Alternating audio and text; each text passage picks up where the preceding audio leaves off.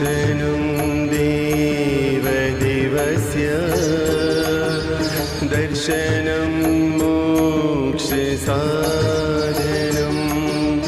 दर्शनं गुरुदेवस्य अध्यात्मयुगे सृष्टाय स्वयं समुद्रमन्थनं प्राप्ते चैतन्यरत्नं स्वयं अमृतं पिबति पिबयते मुमुक्षूणाम्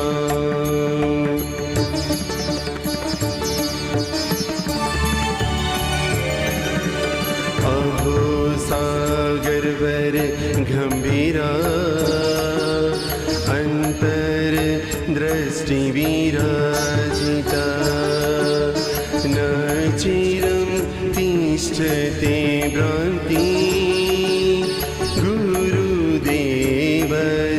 बोधेन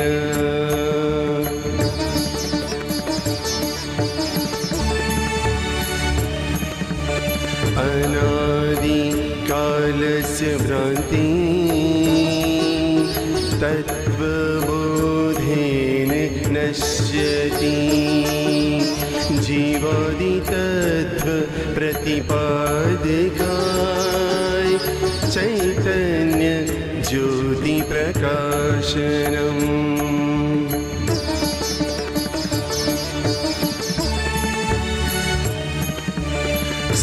शास्त्रसूत्र तात्पर्य वीतराक्ता नमो नमः अहो आश्चर्य नमः गुरुदेवाय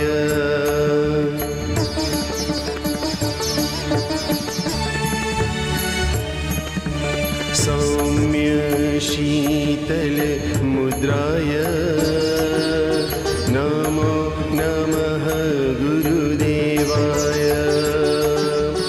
अहं एको खलु शुद्धो सार समय साराय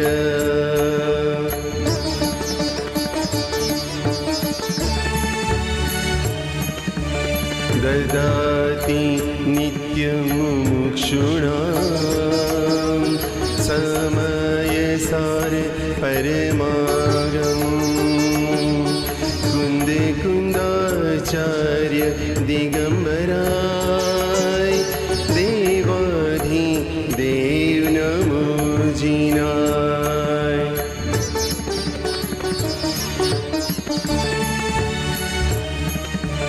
अहो निकृष्टे पञ्चमकाले घोरे अज्ञाने अन्धकारे वीतरागात् परा गुरुदेवा न भूतो न भविष्यति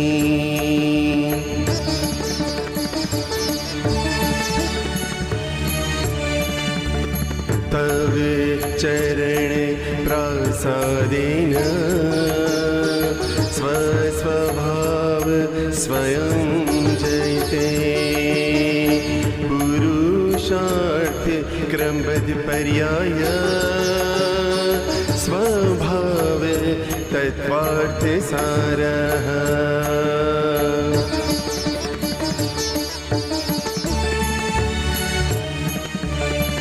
अकर्तृत्व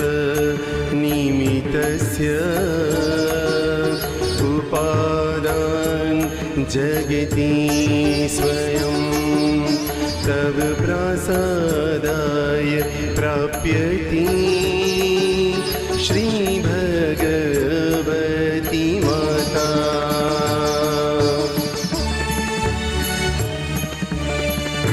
कृतार्थवती मुमुक्षाणां प्रसादेन पूज्य माता अशक्यम पठनं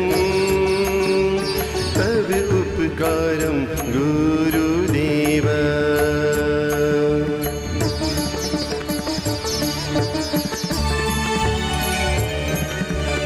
न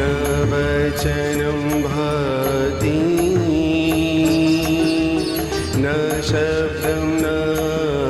जीवनं गुरुर्भक्ति गुरुर्भक्ति